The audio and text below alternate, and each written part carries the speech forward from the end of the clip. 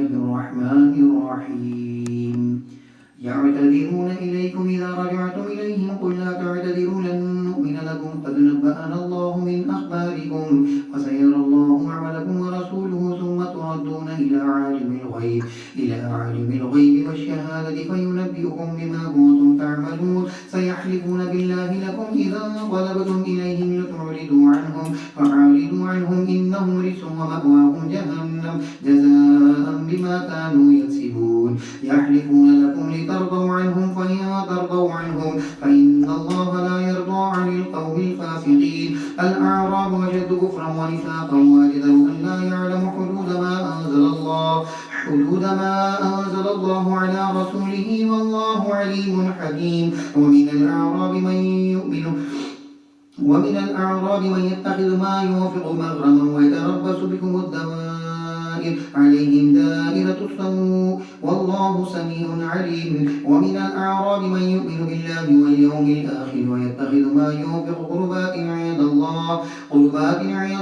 وصلوات الرسول ألا إنها قربة لهم سيدخلهم الله في رحمته إن الله غفور رحيم والسابقون الأولون من المهاجرين والأنصار والذين اتبعوهم بإحسان رضي الله عنهم ورضوا عنه وأعد لهم جنات تجري تحتها الأنهار خالدين فيها أبدا ذلك الفوز العظيم وممن حولكم من الأعراب منافقون ومن أهل المدينة مرضوا على النفاق لا تعلمهم نحن نعلمهم سنعذبهم مرتين ثم يردون إلى عذاب عظيم وآخرون اعترفوا بذنوبهم خلطوا عملا صالحا وآخر سيئا عسى الله أن يتوب عليهم إن الله غفور رحيم خذ من أموالهم صدقة تطهرهم وتزكيهم بها وصل عليهم إن صلاتك سكن لهم والله سميع عليم ألم يعلموا أن الله هو يقبل التوبة عن عباده ويأخذ الصدقات وأن الله هو التواب الرحيم وقل اعملوا فسيرى الله عملكم ورسوله والمؤمنون وستردون إلى عالم الغيب والشهادة فينبئكم بما كنتم تعملون وآخرون مرجون لأمر الله إما يعذبهم وإما يتوب عليهم والله عليم حكيم والذين اتخذوا مسجدا ضرارا وكفرا وتفريقا بين المؤمنين وإرصادا لمن حارب الله ورسوله من قبل ولا يحلفن إن أردنا إلا الحسنى والله يشهد إنهم لكاذبون لا تقم فيه أبدا لمسجد أسس على التقوى من أول يوم أحق ما تقوم فيه رجال يحبون أن يتطهروا والله يحب المطهرين أفمن أسس بنيانه على تقوى من الله ورضوان خير أم من أسس بنيانه على جرف هارها فانهار به في نار جهنم والله لا يهدي القوم الظالمين لا يزال بنيانهم الذي بنوا ريبة في قلوبهم إلا أن تقطع قلوبهم والله عليم حكيم إن الله اشترى من المؤمنين أنفسهم وأموالهم بأن لهم الجنة يقاتلون في سبيل الله فيقتلون ويقتلون وعدا عليه حقا في التوراة والإنجيل والقرآن ومن أوفى بعهده من الله فاستبشروا ببيعكم الذي بايعتم به وذلك هو الفوز العظيم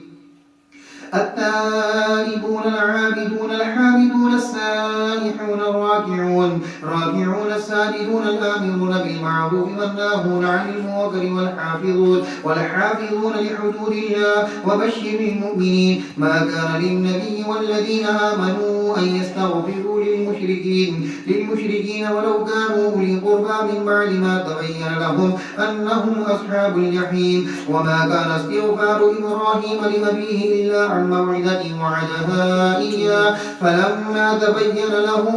أنه عدو لله تبرأ منه إن إبراهيم لأواه حليم وما كان الله ليضل قوما بعد إذ هداهم حتى يبين لهم ما يتقون إن الله بكل شيء عليم إن الله له ملك السماوات والأرض يحيي ويميت وما لكم من دون الله من ولي ولا نصير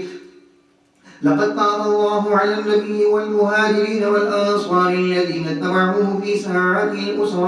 ساعة العسرة من بعد ما كاد يزيغ قلوب فريق منهم ثم تاب عليهم إنه بهم رءوف رحيم وعلى الثلاثة الذين خلفوا حتى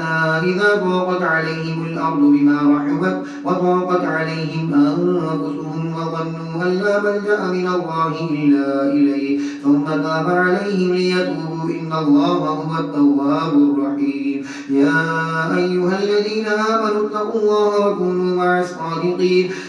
ما كان لأهل المدينة ومن حولهم من الأعراب أن يتخلفوا عن رسول الله ولا يرغبوا بأنفسهم عن نفسه ذلك بأنهم لا يصيبهم ظمأ ولا نصب ولا مخمصة في سبيل الله ولا يطعون موطئا يغيظ الكفار ولا ينالون من عدو نيلا إلا كتب لهم به عمل صالح إن الله لا يضيع أجر المحسنين فلا ينفقون نفقة صغيرة ولا كبيرة ولا يقطعون واديا إلا كتب لهم ليجزيهم الله أحسن ما كانوا يعملون وما كان المؤمنون لينفروا كافة فلولا نفر من كل فرقة منهم طائفة ليتفقهوا في الدين ولينذروا قومهم إذا رجعوا إليهم لعلهم يحذرون يا أيها الذين آمنوا قاتلوا الذين يلونكم من الكفار وليجدوا فيكم غلظة واعلموا أن الله مع المتقين وإذا ما أنزلت سورة فمنهم من يقول أيكم زادته هذه إيمانا فأما الذين آمنوا فزادتهم إيمانا وهم يستبشرون وأما الذين في قلوبهم مرض فزادتهم رجسا إلى رجسهم وماتوا وهم كافرون أفلا يرون أنهم يفتنون في كل عام مرة أو مرتين ثم لا يتوبون ولا هم يذكرون وإذا ما أنزلت سورة نظر بعضهم إلى بعض هل يراكم من أحد ثم صرف الله قلوبهم بأنهم قوم لا يفقهون لقد جاءكم رسول من أنفسكم عزيز عليه ما عنتم حريص عليكم بالمؤمنين رؤوف رحيم فإن تولوا فقل حسبي الله لا إله إلا هو عليه توكلت وهو رب العرش العظيم ألف لام را تلك آيات الكتاب الحكيم أكان للناس عجبا أن أوحينا إلى رجل منهم أن أنذر الناس وبشر الذين آمنوا أن لهم قدم صدق عند ربهم قال الكافرون إن هذا لساحر مبين إن ربكم الله الذي خلق السماوات والأرض في ستة أيام ثم استوى على العرش يدبر الأمر ما من شفيع إلا من بعد إذنه ذلكم الله ربكم فاعبدوه أفلا تذكرون إليه مرجعكم جميعا وعد الله حقا إنه يبدأ الخلق ثم يعيده ليجزي الذين آمنوا وعملوا الصالحات بالقسط والذين كفروا لهم شراب من حميم وعذاب أليم بما كانوا يقولون هو الذي جعل الشمس ضياء والقمر نورا وقدره منازل لتعلموا عدد السنين والحساب ما خلق الله ذلك إلا بالحق يفصل الآيات لقوم يعلمون إن في اختلاف الليل والنهار وما خلق الله في السماوات والأرض لآيات لقوم يتقون إن الذين لا يرجون لقاءنا ورضوا بالحياة الدنيا واطمأنوا بها والذين هم عن آياتنا غافلون أولئك مأواهم النار بما كانوا يكسبون إن الذين آمنوا وعملوا الصالحات يهديهم ربهم بإيمانهم تجري من تحتهم الأنهار في جنات النعيم دعواهم فيها سبحانك اللهم وتحيتهم فيها سلام وآخر دعواهم أن الحمد لله رب العالمين العالمين. ولو يعجل الله للناس الشر استعجالهم بالخير لقضي إليهم أجلهم فنذر الذين لا يرجون لقاءنا في طغيانهم يعمهون. وإذا مس الإنسان الضر دعانا لجنبه أو قاعدا أو قائما فلما كشفنا عنه ضره مر كأن لم يدعنا إلى ضر مسه كذلك زين للمسرفين ما كانوا يعملون. ولقد أهلكنا القرون من قبلكم لما ظلموا وجاءتهم رسلهم بالبينات وما كانوا ليؤمنوا كذلك نجزي القوم المجرمين. ثم جعلناكم خلائف في الأرض من بعدهم لننظر كيف تعملون. وإذا تتلى عليهم آياتنا بينات قال الذين لا يرجون لقاءنا ائت بقرآن غير هذا أو بدل قل ما يكون لي أن أبدله من تلقاء نفسي إن أتبع إلا ما يوحى إلي إني أخاف إن عصيت ربي عذاب يوم عظيم. قل لو شاء الله ما تلوته عليكم ولا أدراكم به فقد لبثت فيكم عمرا من قبله أفلا تعقلون. فمن أظلم ممن افترى على الله كذبا أو كذب بآياته إنه لا يفلح المجرمون. ويعبدون من دون الله ما لا يضرهم ولا ينفعهم ويقولون هؤلاء شفعاؤنا عند الله قل أتنبئون الله بما لا يعلم في السماوات ولا في الأرض سبحانه وتعالى عما يشركون. وما كان الناس إلا أمة واحدة فاختلفوا ولولا كلمة سبقت من ربك لقضي بينهم فيما فيه يختلفون. ويقولون لولا أنزل عليه آية من ربك فقل إنما الغيب لله فاعتبروا إني معكم من المنتظرين. وإذا أذقنا الناس رحمة من بعد ضراء مستهم إذا لهم مكر في آياتنا قل الله أسرع مكرا إن رسلنا يكتمون ما تمكرون. هو الذي يصوركم في البر والبحر حتى إذا كنتم في الفلك وجرين بهم بريح طيبة وفرحوا بها جاءتها ريح عاصف وجاءهم الموج من كل مكان وظنوا أنهم أحيط بهم دعوا الله مخلصين له الدين لئن أنجيتنا من هذه لنكونن من الشاكرين. فلما أنجاهم إذا هم يبغون في الأرض بغير الحق يا أيها الناس إنما بغيكم على أنفسكم متاع الحياة الدنيا ثم إلينا مرجعكم فننبئكم بما كنتم تعملون. إنما مثل الحياة الدنيا كماء أنزلناه من السماء فاختلط به نبات الأرض مما يأكل الناس والأنعام حتى إذا أخذت الأرض زخرفها وزينت وظن أهلها أنهم قادرون عليها أتاها أمرنا ليلا أو نهارا فجعلناها حصيدا كأن لم تغن بالأمس كذلك نفصل الآيات لقوم يتفكرون. والله يدعو إلى دار السلام ويهدي من يشاء إلى صراط مستقيم للذين أحسنوا الحسنى وزيادة ولا يرهق وجوههم قتر ولا ذلة أولئك أصحاب الجنة هم فيها خالدون. والذين كسبوا السيئات جزاء سيئة بمثلها وترهقهم ذلة ما لهم من الله من عاصم كأنما أغشيت وجوههم قطعا من الليل مظلما أولئك أصحاب النار هم فيها خالدون. ويوم نحشرهم جميعا ثم نقول للذين أشركوا مكانكم أنتم وشركاؤكم فزينا بينهم وقال شركاؤهم ما كنتم إيانا تعبدون فكفى بالله شهيدا بيننا وبينكم إن كنا عن عبادتكم لغافلين. هنالك تبلو كل نفس ما أسلفت وردوا إلى الله مولاهم الحق وضل عنهم ما كانوا يفترون. قل من يرزقكم من السماء والأرض أم من يملك السمع والأبصار ومن يخرج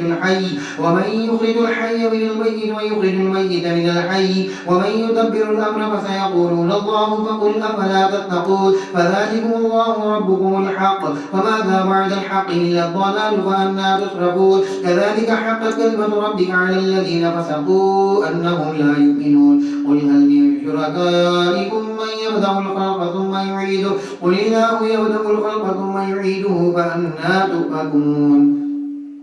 قل هل من شركائكم من يهدي إلى الحق؟ قل الله يهدي للحق. أفمن يهدي إلى الحق أحق أن يتبع أمن لا يهدي إلا أن يهدى؟ فما لكم كيف تحكمون؟ وما يتبع أكثرهم إلا ظنا إن الظن لا يغني من الحق شيئا إن الله عليم بما يفعلون. وما كان هذا القرآن أن يفترى من دون الله ولكن تصديق الذي بين يديه وتفصيل الكتاب لا ريب فيه من رب العالمين. أم يقولون افتراه قل فأتوا بسورة مثله وادعوا من استطعتم من دون الله إن كنتم صادقين. بل كذبوا بما لم يحيطوا بعلمه ولما يأتهم تأويله كذلك كذب الذين من قبلهم فانظر كيف كان عاقبة الظالمين. ومنهم من يؤمن به ومنهم من لا يؤمن به وربك أعلم بالمفسدين. وإن كذبوك فقل لي عملي ولكم عملكم أنتم بريئون مما أعمل وأنا بريء مما تعملون. ومنهم من يستمعون إليك أفأنت تسمع الصم ولو كانوا لا يعقلون. ومنهم من ينظر إليك أفأنت تهدي العمي ولو كانوا لا يبصرون. إن الله لا يظلم الناس شيئا ولكن الناس أنفسهم يظلمون. ويوم يحشرهم كأن لم يلبثوا إلا ساعة من النهار يتعارفون بينهم قد خسر الذين كذبوا بلقاء الله وما كانوا مهتدين.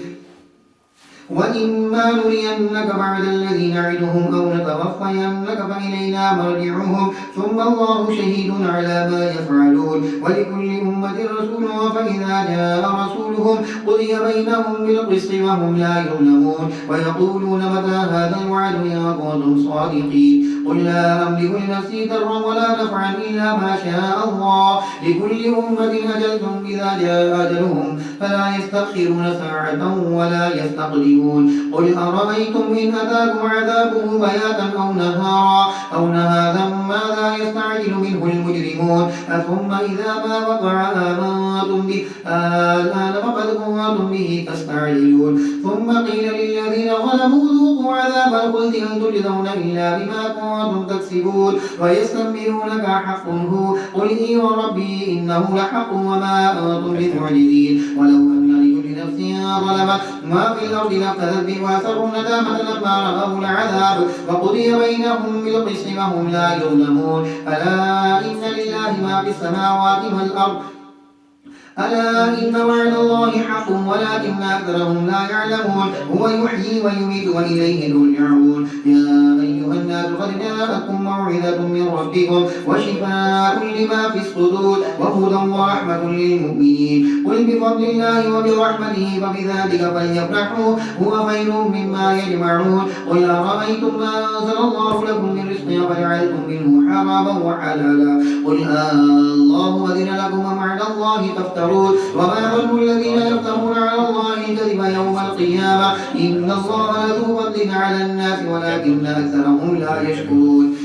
وما تكون في شأن وما تتلو منه من قرآن ولا تعملون من عمل إلا كنا عليكم شهودا إذ تفيدون فيه وما يعزب عن ربك من مثقال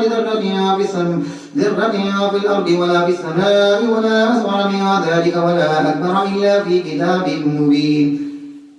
ألا إن أولياء الله لا خوف عليهم ولا هم يحزنون الذين آمنوا وكانوا يتقون لهم البشرى في الحياة الدنيا وفي الآخرة لا تبديل لكلمات الله ذلك هو الفوز العظيم. ولا يحزنك قولهم إن العزة لله جميعا هو السميع العليم. ألا إن لله ما في السماوات وما في الأرض وما يتبع الذين يدعون من دون الله شركاء إن يتبعون إلا الظن وإن هم إلا يخرصون. هو الذي جعل لكم الليل لتسكنوا فيه والنهار مبصرا إن في ذلك لآيات لقوم يسمعون. قالوا اتخذ الله ولدا سبحانه هو الغني له ما في السماوات وما في الأرض إن عندكم من سلطان بهذا أتقولون على الله ما لا تعلمون. قل إن الذين يفترون على الله الكذب لا يفلحون. متاع قليل ثم متاع في الدنيا ثم إلينا مرجعهم ثم نذيقهم العذاب الشديد بما كانوا يكفرون.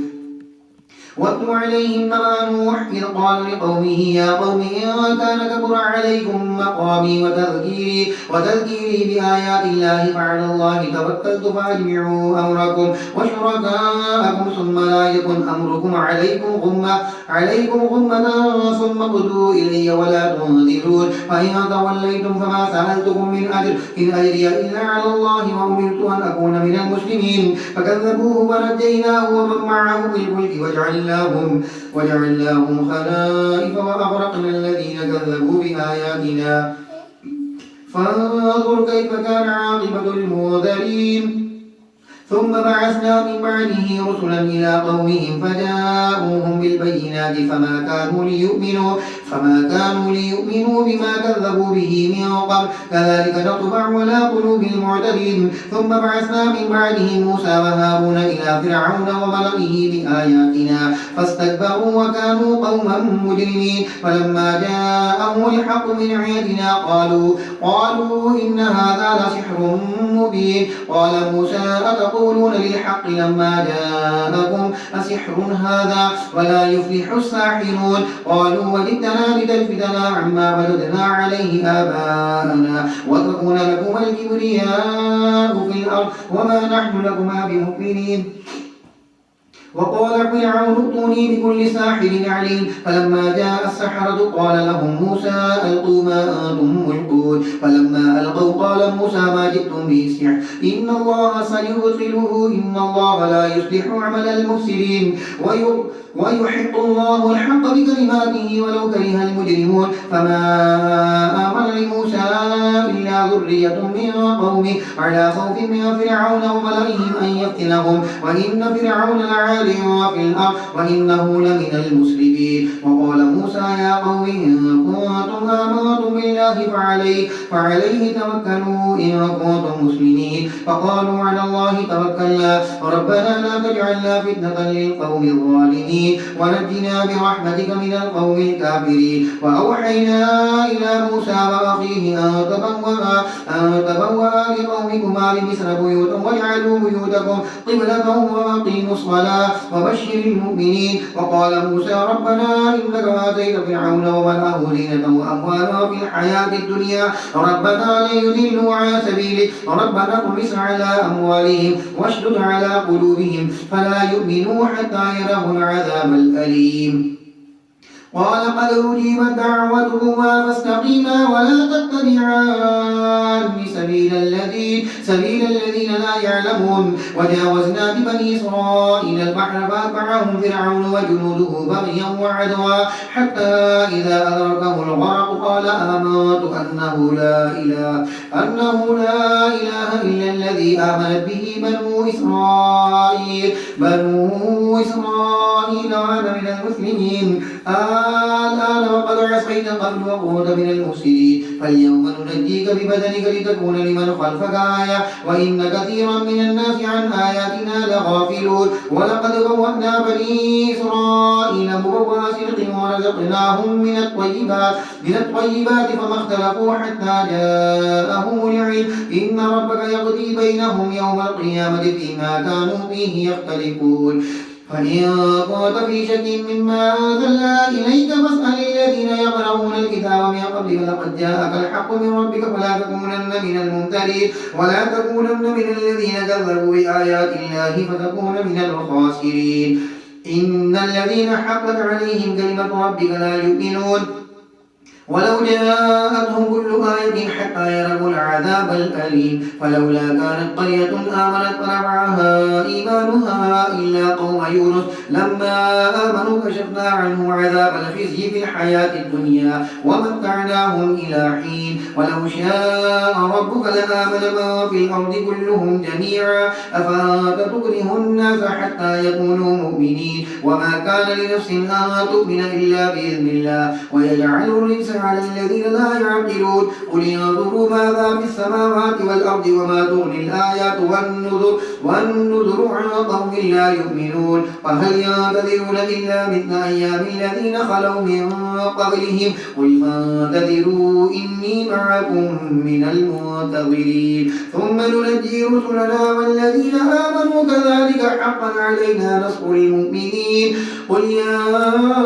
أيها الناس إن كنتم في شك من ديني فلا أعبد الذين تعبدون من دون الله ولكن أعبد الله الذي يتوفاكم وأمرت أن أكون من المؤمنين وأن أقم وجهك للدين حنيفا ولا تكونن من المشركين ولا تدع من دون الله ما لا ينفعك ولا يضرك فإن فعلت فإنك إذا من الظالمين وإن يمسسك الله بضر